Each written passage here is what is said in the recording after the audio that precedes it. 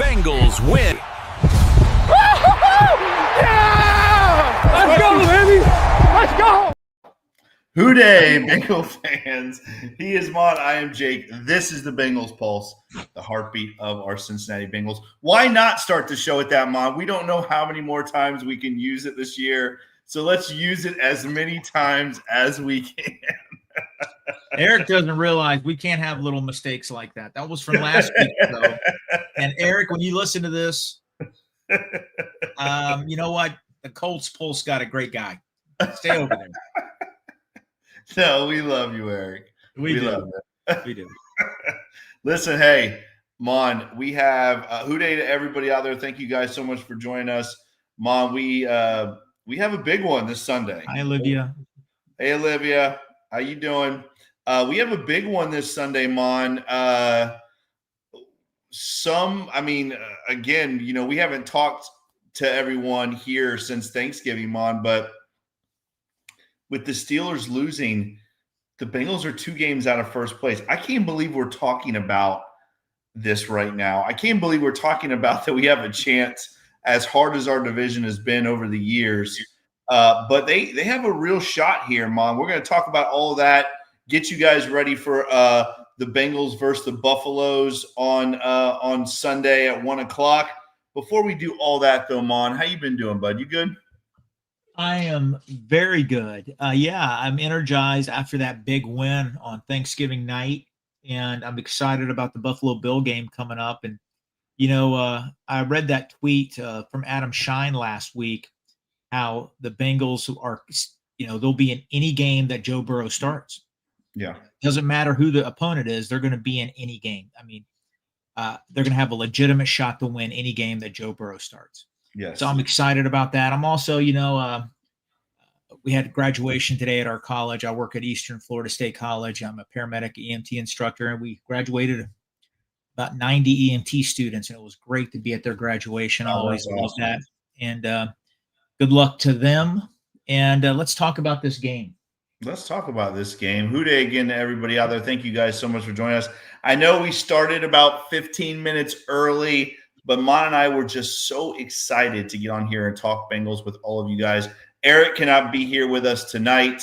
So tonight you got the OGs. Mon, that's what they would call us, the OGs. That's who they're getting tonight.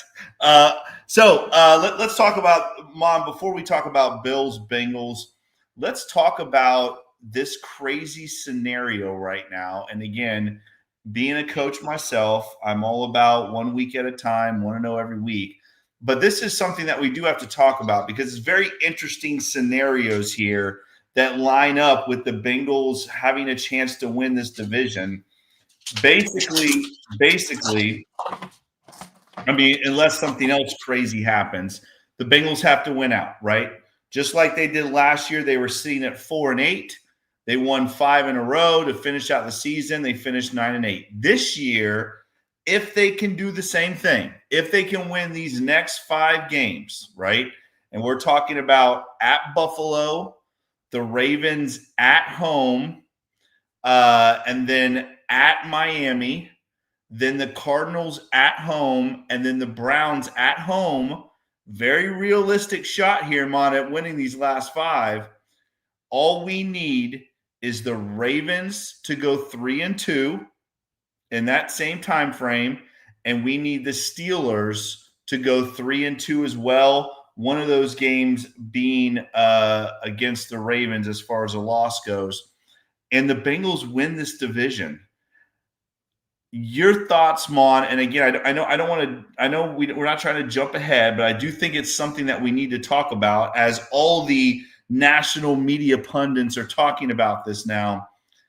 What kind of shot do the Bengals really have here? Is this something that's feasible? Sorry, I had myself on mute. My dog was going crazy, and if you hear some noise in the background, it's my dog.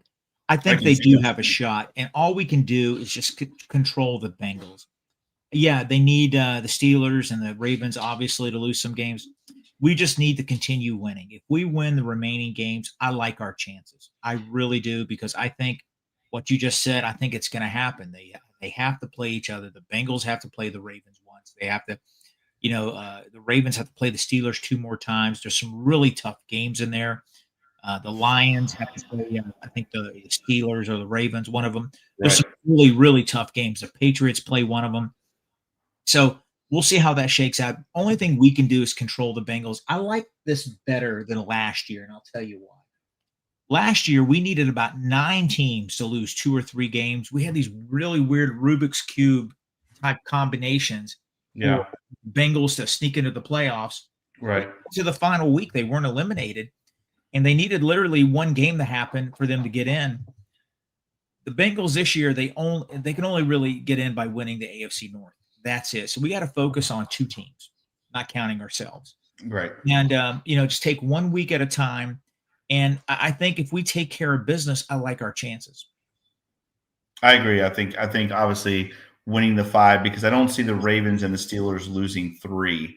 Although if they did lose 3 and the Bengals beat the Ravens and the Browns as 2 of those 4 wins, the Bengals still win the division for division record, obviously being the tiebreaker, and the Bengals only losing 1 of those games.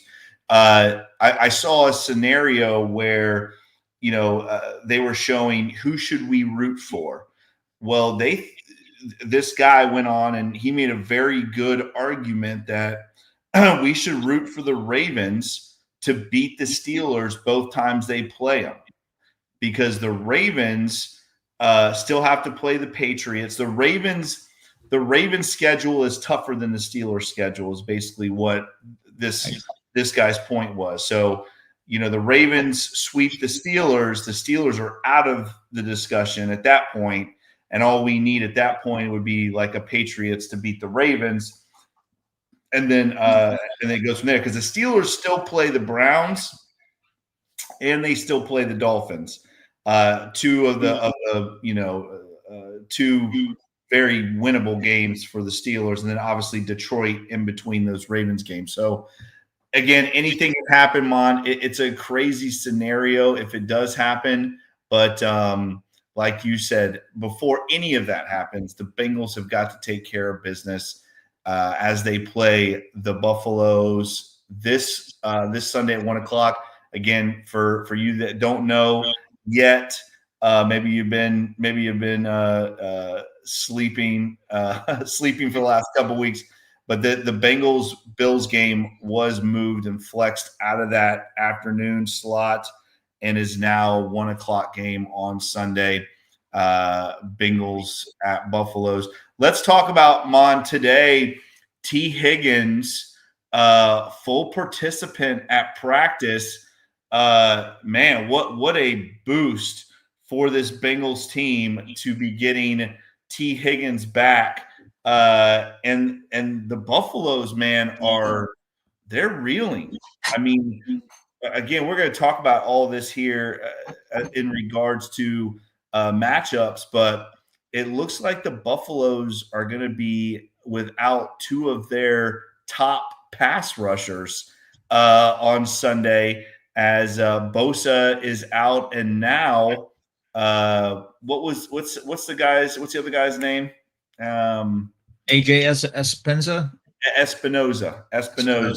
AJ Espinoza looks like he is going to be out as well.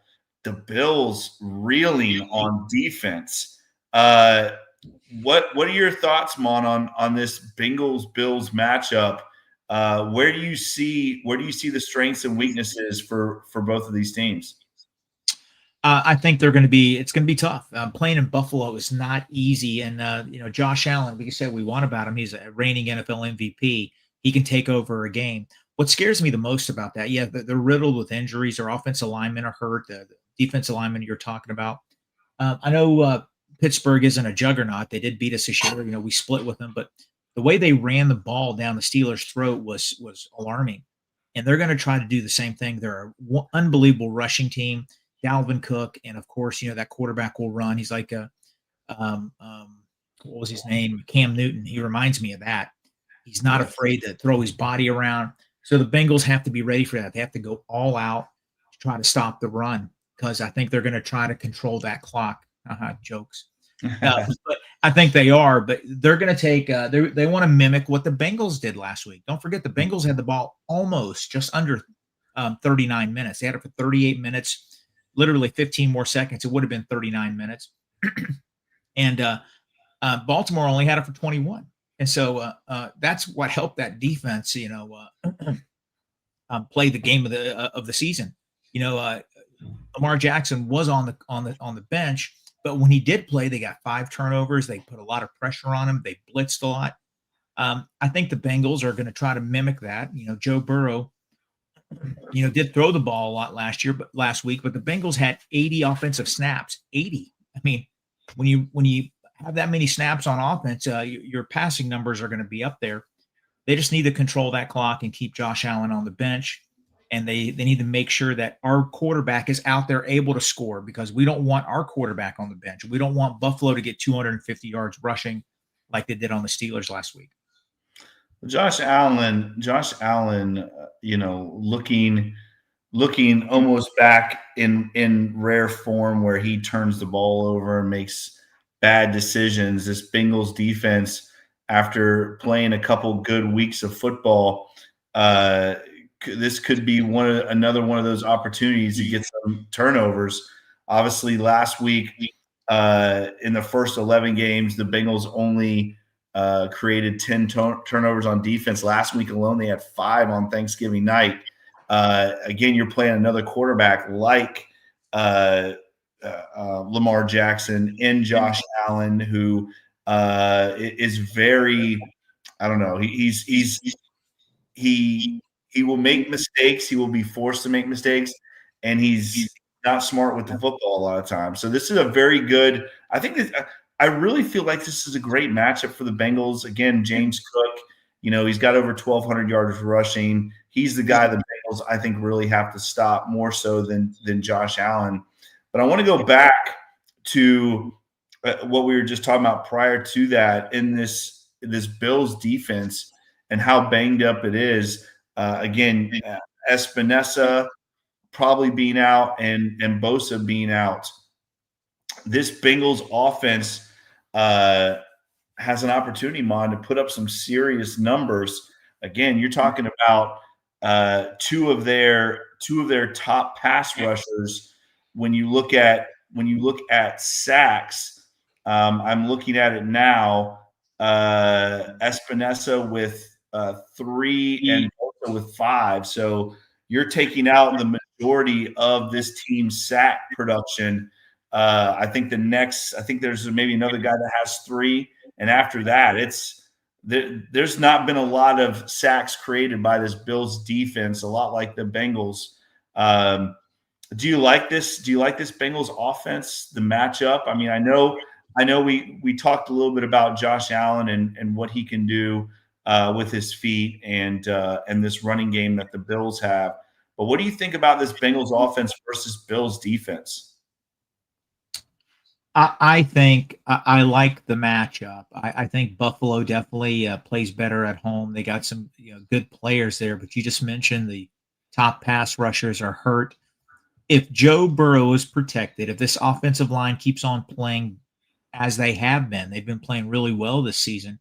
Scott Peters has done a hell of a job. Salute to Zach Taylor for finally, third attempt, getting what appears to be a really solid hire in Scott Peters. The Bengals running game has really taken off the last few weeks, and the protection has improved dramatically. And you got to give him credit. If Joe Burrow is protected, I don't think anybody can beat us if he's truly protected. I really feel that way. And I like our chances. But, Buffalo, they're a proud team. They're a good team. They're the darlings of the NFL. There's TV specials on the Bills. They're on prime time. The NFL wants the Buffalo Bills to win a Super Bowl so bad. Mm-hmm. It's unbelievable. It's unbelievable how bad they want them to win a Super Bowl. And they are. It's something else. And I think the Bengals come in. They control the ball, no turnovers, play hard-nosed football, and I think they're going to win. I know we're talking offense, the Bengals offense versus their defense. I think when we start talking about the Bengals defense, I think these athletic defensive ends They may not be as productive as Trey Hendrickson, but I think they give us better all-around play, and that's going to help us against these quarterbacks that run a lot, and Josh Allen being one of them. Well, we're going to talk about Trey Hendrickson and his situation here in a minute. But the Bills defense, Mont, again, toward the bottom of the NFL, not very good this year at all. Only having, I think, 23 and a half sacks I counted and 8 interceptions. This is not a team that creates a lot of problems defensively. And again, Joe Burrow, we've seen what he does against this Bills defense. He last time we were in Buffalo, it was in the playoffs, and Joe Burrow looked unstoppable. Weather again could be a lot like that playoff game. There's a possible chance of snow in the forecast. I know it's snowing in Cincinnati and Kentucky area as we speak, or just snowed.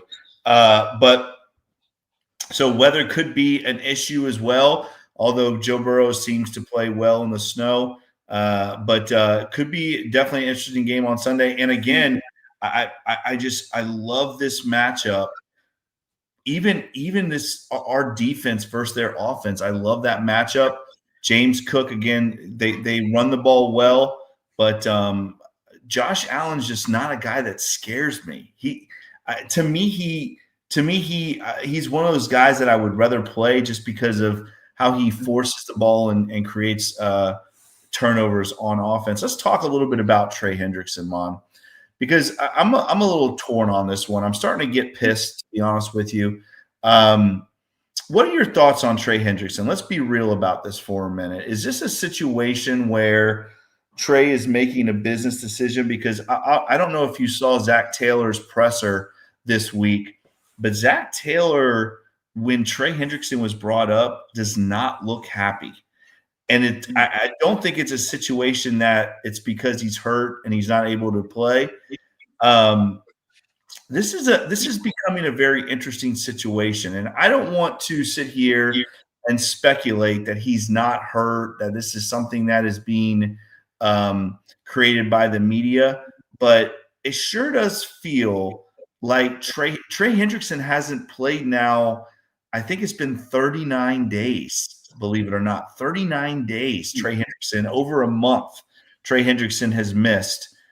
What do you think, Mon? Is this something? Is this a contract thing? Is this something where he's not happy, or is this something where, I know you don't know if he's actually injured or not, but I'm starting to feel like this might be a personal decision. What do you think? I think he is injured, but at the same time, I think if he had multi-years on his contract, I think he'd be out there playing. This is the same thing as T. Higgins. I really think so. I know it seems like every year we talk about Trey and his contract. He got a 1-year deal for $30 million. And I think he is hurt, but it's one of those things. He's going to wait to be 100% before he comes back and plays. T. Higgins, the last 2 years before he signed his mega deal with the Bengals, had a lot of soft tissue injuries, and he waited 2-3 extra weeks. It was a business decision. If you have long-term security, you'll take more risks. If you have 2-3 years under your contract, you might come out and say, hey, man, I'm at 80%. I'm ready to play. I want my team to win. If I'm 80% and I don't have a contract the next year, I'm going to wait to be 90%. That's what I think is happening. Is it a business decision? I think, yes, it is. But at the same time, I do think he's hurt.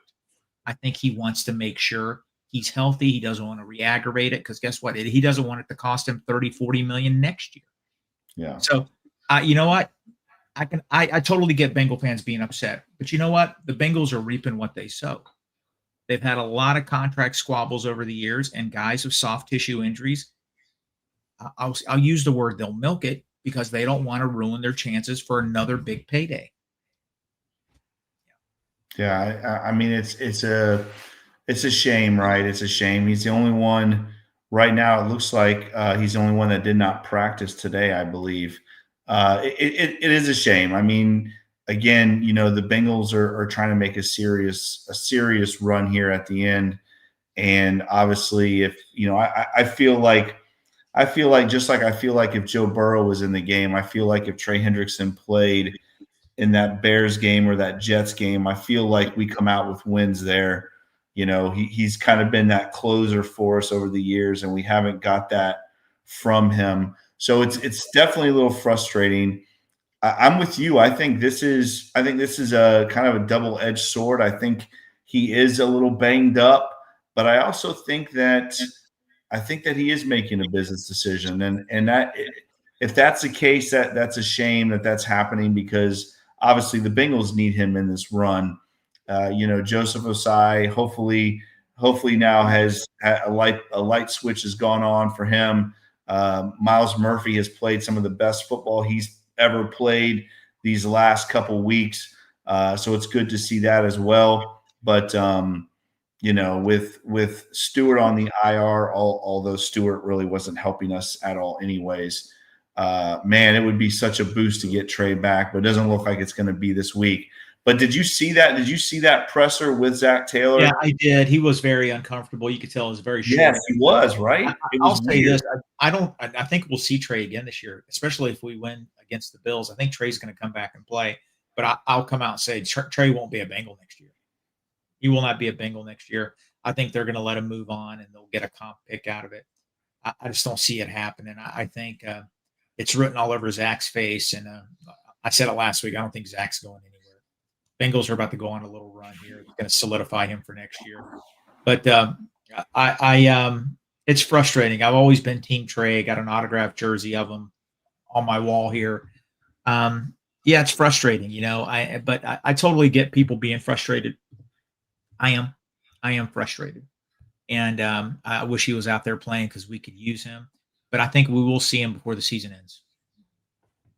Well, I hope so, because it will be interesting if the Bengals. Let me say this: when the Bengals beat the Buffaloes on Sunday, it will be interesting to see if all of a sudden Trey is healed up. I think if that happens and that's the case, it's going to be it is going to be very interesting. And I'm with you. I think if Zach Taylor is back next year, which again I hope that isn't it's so hard to say, right? Because I want the Bengals to make a run here. But if Zach Taylor is back next year, I don't see Trey Hendrickson coming back. I don't see him part of this Bengals team. And if that's the case, that's not good, because now we're having to lean on Shamar Stewart and those guys. But T. Higgins being back is a great sign. The Bengals look like they are fairly healthy going into this Buffalo Bills game. Any other matchups in this Buffalo Bills Cincinnati Bengals game that you like? Yeah, I think back to the Trey thing, in a weird way, this could be a blessing in disguise. Yeah, we're not getting his explosive sack numbers. We're not going to get any player getting 17 and a half sacks. Trey is a finisher. He's a great pass rusher. He's averaged above average run defender. What I've seen out of Miles Murphy for 4 weeks, he hustles. There's an underappreciated play, how he tackled Lamar Jackson on the opening drive of the second half. Lamar had his wheels last week. He was running, looked like he was going to get a first down. Miles Murphy is so fast. Tackled him 3 yards short of the first down marker. They punted the ball. We come down and score. To me, that flipped the game. Miles Murphy's hustling. He's super athletic. We're seeing why he was a first-round pick. Joseph Osai is doing Joseph Osai things. All right, and some of these other guys, Cedric Johnson is playing well. It's actually refreshing seeing these young defensive linemen. Guess what? Our defensive line is pretty freaking athletic. It really is. Yeah. And, the only thing they've lacked is experience, seasoning, and they're starting to get it. I know Shamar Stewart's had a rough first year. I want to see him out there. He's going to be like some of these other guys. He needs reps. He needs sets and reps to play, and because his talent is there. And I think that's going to be an essential thing, because the Bills are beat up on the offensive line. If our guys keep on playing the way they're playing, contain Josh Allen. Josh Allen has a cannon, but you mentioned it 5 minutes ago. He is susceptible to turnovers. He can do that. And their wide receivers, yeah, they got some weapons. I'm not afraid of them. They got some good tight ends. That scares the shit out of me, because you know how the Bengals are with tight ends. Yeah. But we got to control that line of scrimmage. We got to be the more physical team. Slayton, Hill, all those guys, Jenkins, McKinley, Jackson, every one of them, they got to play big on that defensive line. We got to contain Dalvin Cook. Got to. Yeah, James Cook. James Cook, yeah. Remember I call him Dalvin Cook? I did that twice. I'm sorry. It's all good.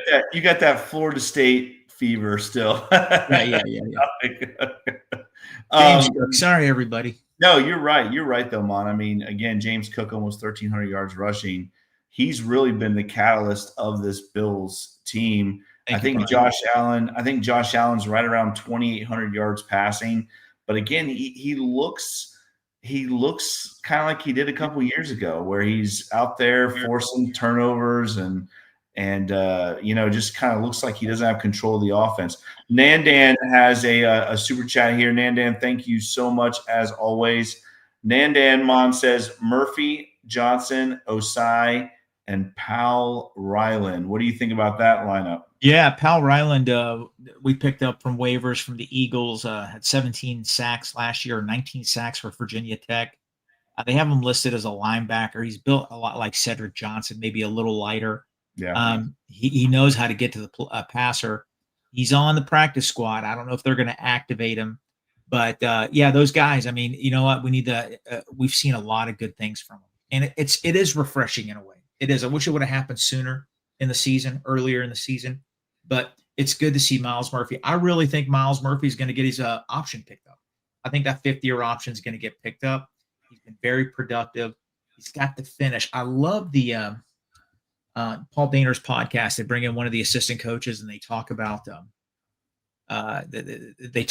players and the position group. And they had Montgomery on there, and he was talking about Myles Murphy, how he's hustling and finishing. He needs to just start finishing plays and getting some sacks. But he talked about a play in the Steelers game where he loafed a little bit, and they let him know about it.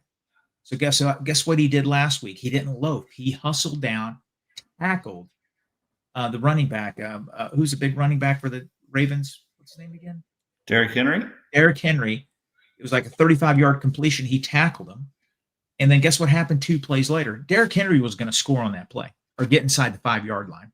All right, he tackled him at the 30. 3 plays later, Myles Murphy tipped the ball that was picked off by Demetrius Knight, and they ran it back 40 yards. Yeah. So hustle play. It was a hustle play.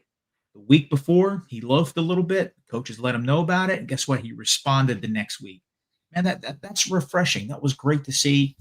And we want to keep on seeing it. Every Bengal fan here, we have to root for these players to get better. We've seen the ugliness. We got to make sure they get better, because if they don't, it's going to be a long process. We don't want a long process. We want that process to get there quickly. We need these guys to keep on playing better.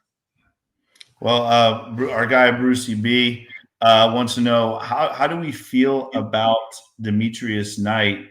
Again, Knight right now with 83 total tackles on the season. Right behind Geno Stone's 84 and Jordan Battle's 92. How are we feeling about Demetrius Knight? Obviously had the big interception. Has 2 interceptions on the year, Mon. Tied for second with the Bengals as far as interceptions go. How are you feeling about Demetrius Knight? Are you feeling better about Demetrius Knight after these last couple weeks? I mean, obviously 83 tackles in 12 games, not bad, but obviously still a long way to go, right? It is a long way to go. It's a work in progress. I just look at Demetrius Knight. I look at all of our players. After the bye week, the defense has played better. They really have. Are they a finished product? Absolutely not. They got so much work that needs to be done. But we do have to acknowledge better play. And I think what the offense did last week, that should have been the template from week 1. Control the clock, keep the opposing offense on the bench. That's what the Bengals did last week. I hope they can do that again this week. That helps that young developing defense. Jake, we said it a couple times. When Knight, when Carter, when Murphy, when Osai's still a young player, when Stewart, All these guys, Cedric Johnson, when they make a tackle for a loss, when they make a sack, when they make a big hit, man, that does nothing but build their confidence. And when their confidence is at an all-time high, the defense it's going to benefit the defense. I just want to see small victories like that because it's going to make them better players. When they're better players, it makes our defense better and it makes the Bengals a better team. That's all I want to see, and I've seen that the last 3 weeks. I agree. CC92 talking about Barrett Carter. I think this is interesting. I want to get your guys' thoughts on this. Everybody that's in the chat right now, once again, thank you guys so much for joining us. Dolores, we will get to your super chat in just a second, but thank you very much for that. Mon, this is, and I want to get everybody's thoughts on this, right? Because Bruce B talks about Knight and CC92 is talking about Barrett Carter. Barrett Carter and Demetrius Knight, listen to this, their stat line. Each of them with 44 solo tackles, each of them with 39 assists, each of them with 83 total tackles tied. But Demetrius Knight has a little bit more production in the realm of coverage. He has like 6 pass defense, a couple interceptions. Doesn't it seem though like you have Barrett Carter, right? You have Barrett Carter and you have Demetrius Knight, and they're both right there with 83 tackles. But doesn't it seem like Demetrius Knight is just so much better? Like I feel like watching Barrett Carter, he runs around like he has no idea sometimes what is going on. Demetrius Knight always seems to be at the right place at the right time, doesn't always make the tackle. I'm not going to argue that. Both of them are still in the top 5 in missed tackles in the league, both Barrett Carter and Demetrius Knight. But I just feel like Demetrius Knight is a better football player than Barrett Carter, even though they have very similar numbers on defense. Do you feel the same way, or is it just me? Like I just feel like when I watch Demetrius Knight play, he seems to be in the right place, at least at the right time. Doesn't always finish, like I said, but there are times when Barrett Carter is just running around in circles. He's not covering anybody he's supposed to. He's not reading the guards. He's not playing the run fit well. He just kind of looks lost. Do you feel like that, or is it just me? It's hasn't been pretty all year. It really hasn't been for both players. Yeah, they've had flashes. I will say this. I think they both played a lot better since the bye. I said that about the whole defense. I think Carter's he's looked pretty rough, man. He really has. But I think he's been the better player the last couple weeks. I think Carter is the more athletic and more talented overall player. The problem with him, Marvin Lewis used to say this all the time. Mike Zimmer would say this all the time. There's players that have paralysis by overanalysis. They're thinking so much, it negates their athleticism. Carter looks flat-footed. He takes bad angles. I think his head is swimming. I think he's overthinking. And I think once he gets more comfortable and understands what's going on, you're going to see that athleticism. He's going to be a thumper. He's going to make plays. I think in the same way with Knight also. I mean, when was the last time an NFL team started 2 rookie linebackers?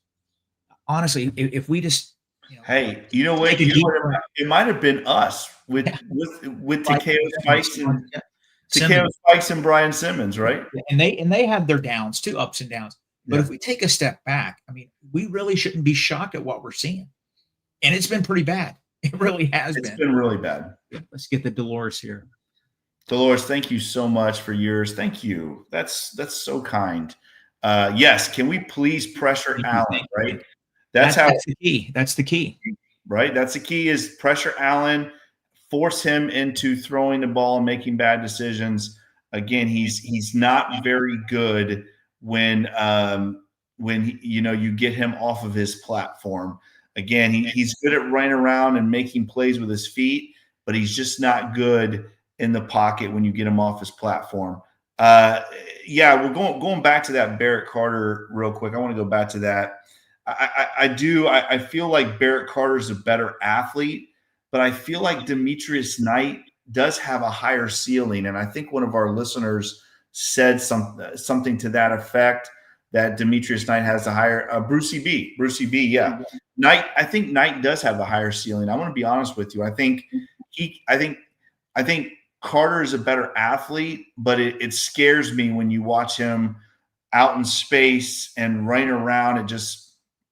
Like you said, the bad angles. He just doesn't look comfortable playing linebacker in the NFL, and that's a little worrisome to me. But eh, Chase Brown. Let's talk about Chase Brown a little bit. Ronnie Smith bringing up the Chase Brown. Your thoughts on Chase Brown and man, he has made a huge jump, right? I mean, we kind of felt like this was you and I talked about last year being his big year.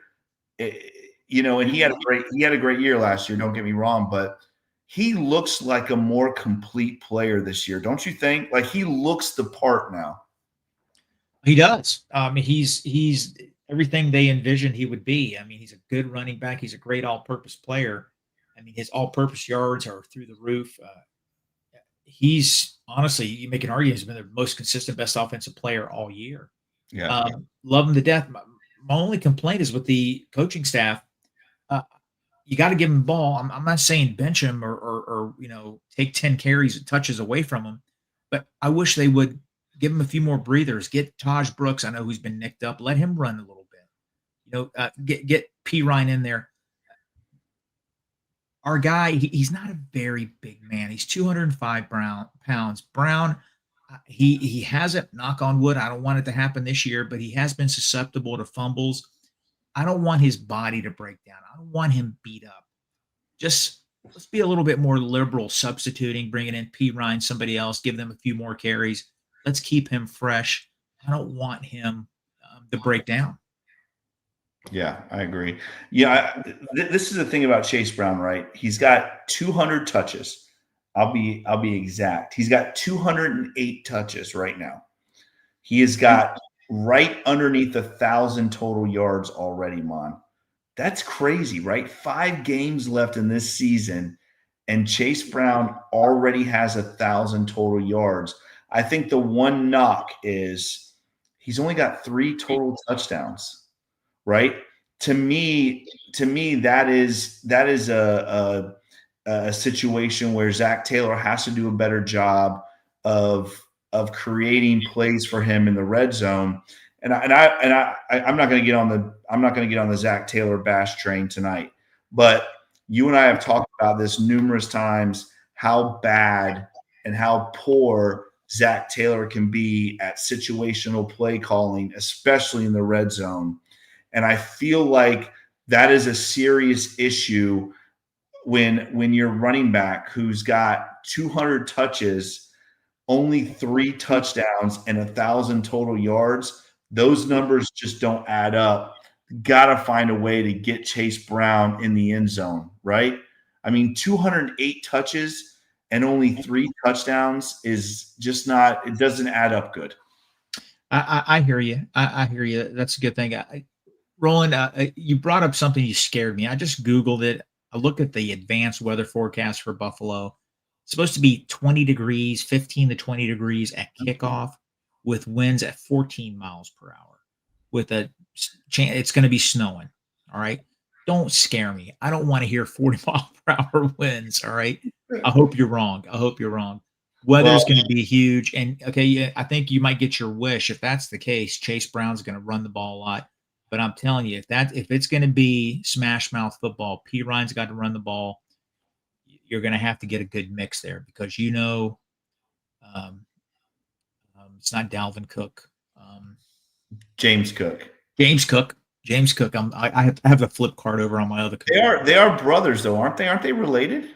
I think they are. I don't know. Who's your backup running back? Ray Davis. That's right. And Ty Johnson. They looked really good last week. I'm going to tell you. I know the Steelers are the Steelers. I get it. But you don't see the Steelers get demolished on the ground like the Bills. The Bills absolutely punched them in the mouth. And Buffalo can run the ball, and they can keep Joe on the bench, and I don't want that to happen. Our D-line and Carter and Knight need to play and play big. Well, the Bengals do have their red zone. T. Higgins leads the team with 7 touchdowns. Obviously, not having him last week caused some red zone issues for sure. But let's not forget the last time it snowed in Buffalo and the Bengals played in Buffalo. It was a great finish for our Cincinnati Bengals. All right, Mon, are you ready to do these picks? We don't have all the fancy schmancy. Although I'm gonna go ahead and do it just because I miss it. Now it's time for the AFC North picks. Isn't that what it says? Something like that? Yeah. Let's talk about this first game on. Really, we could just call it the toilet bowl. The Tennessee Titans. This game. Look at this game on. I don't know who in the hell is going to watch this football game, but I'm sure some people will. Tennessee Titans at Cleveland Browns, Mon. Oh boy, this could be an ugly one. Hey, Deshaun Watson back in action for the Cleveland Brownies. Is he? I don't follow him. Is he really coming back? Yeah, he practiced this week. Holy This week. Deshaun Watson. I don't know if he's playing. Who cares? They're so shitty. Cleveland Browns, Tennessee Titans. For the possibly the game for the first overall pick. Who you got, Mon? Titans, Browns. It's not even going to be close. The Browns are going to kill them playing in Cleveland. Cleveland's defense is legit. Their offense isn't. This game is going to be terrible. I try to watch a lot of AFC North games. I'm not going to watch this one at all. I have I'm going to have the Browns winning 12-2 over the Titans. 12-2. Yep. All right. Well, listen, if the game finishes 12-2, I don't know what to tell you. You better go to Vegas. What do they call those weird scores? What do they call that? Origami. Yeah, scoregami. I don't think anybody has 12-2 on their bingo card. I'm gonna go the. What do I want to do? I'm gonna go the over. And I'm going to say the final score will be 13-6 Titans.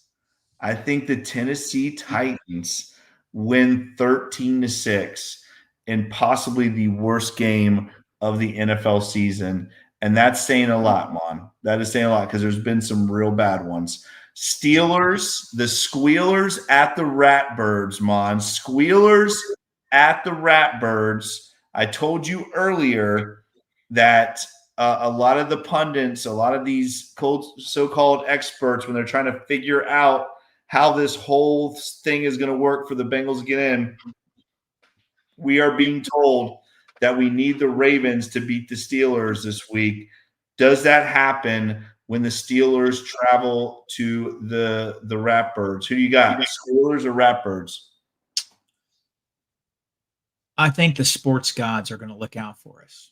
I think the Ravens are going to win this game very comfortably. And I think by them winning 31-14, it's going to be Tomlin's last year as coach of the Steelers. Wow. I really think it's going to happen. It's going to be the final nail in the coffin. Of course, they're going to be quiet about it when the season ends. I think they're going to have a new coach. Saying that, I think going into the last game of the season, word will leak that Mike Tomlin will no longer be coach of the Steelers, and they're going to beat the Ravens in Pittsburgh as a going-away present to Mike Tomlin. Just remember this take. Just remember this take. Is that going to help us, though? It will. I think it will. I think the Ravens win this game, and I think they win it comfortably. I agree with you on this. I think the Ravens win this one, and I don't think it's close. Again, that's not so much because I think the Ravens are good. I don't. But I think the Steelers are in serious trouble. Mike Tomlin, the word around the campfire is he's holding out for Penn State, which looks like a realistic thing because Penn State's about the only school that hasn't hired a coach yet. So I could see all of that unraveling just how you said, which would be crazy. But I'm gonna go with I'm going to go with Ravens beating the Steelers. I'm going to say 27-17. The Ratbirds beat the Squealers. Here we go, Mon. The game, the only game that matters. Our Bengals at the Buffaloes, 1 o'clock on Sunday. Who you got? I sound like a homer here, but I think with Joe, I think we can beat any team in the NFL. Any team. Said that a couple weeks ago. I said that every player is going to play harder. They're going to be a little more focused. They're going to give more attention to detail, and you're going to see less mistakes, less missed tackles. Joe doesn't play defense, but the defensive players respect Joe that much. They're going to go out there. They know they have a special talent there, a generational quarterback. They're going to play harder, and I think we've seen that. I think this is going to be a surprisingly easy win for the Bengals. I mean, I have that 31-21, and I think Cincinnati is going to, play a tough Buffalo team. I think it might be close early, but I think Joe Burrow is going to come out and pretty much just do things that's going to, punch Buffalo right in the gut there and sort of demoralize them a little bit. I got the Bengals winning by 10 points. Call me crazy, but I really feel it. I think the Bengals are just going to come in, go into Buffalo, and win 31-21. All right. I like it. I hope that's the case. I got it a little bit closer. I do think the Bengals go in and win because I think Joe Burrow, I think he is one of those guys. Josh Allen struggles against Patrick Mahomes, and he struggles against Joe Burrow. And I think this is just one of those things where Joe Burrow is in his head. I think Joe Burrow doesn't care about going into what's Buffalo Stadium called again? I can't remember. I don't know. Something Mark Stadium. Yeah, something like that. But Joe Burrow, the weather, all those things. Joe Burrow doesn't care about all those things. He's just a dog, man. He is just on a different level than a Josh Allen, and I think Joe Burrow is out to show everybody the impact that he has on the Cincinnati Bengals. And I'm with you. I think this game's a little bit closer, but I think the Bengals win. I'm going to say Bengals 31, Buffalo 27. Bengals 31, Buffalo's 27, and our Bengals are going to be that much closer to making the playoffs, and it's going to be a crazy setup for Ravens coming to the Bengals next weekend. All right, guys, thank you so much for joining us tonight. We appreciate you guys. We love you guys. Thank you guys so much. Sorry for going late tonight. We had some stuff going on, but we are so glad to be able to come on here and talk to all of you guys tonight. As always, if you like this podcast, make sure you like, share, subscribe to this podcast. Make sure you check us out on all the awesome podcast platforms, Apple, Stitcher, and Spotify. As always, if you like this podcast, make sure you give Mon and I that 5-star review. We very much appreciate that. As always, follow Mon on Twitter at @TheFireMon. Follow me on Twitter at CoachJakeOwens9. Follow Eric on Twitter at eFlash with 2 H's 88. Follow the Wincinnati Podcast Network on Twitter at WincinityPod. And as always, guys, please follow the Bengals Pulse on Twitter at the Bengals Pulse, on TikTok and Instagram, the same without the Bengals Pulse. Thank you guys so much again for joining us. Mon, are we doing a pregame? We Probably are not. Probably not. But we're on TikTok. Wow. We are on TikTok. Eric has got us on every single different social media outlet, I think.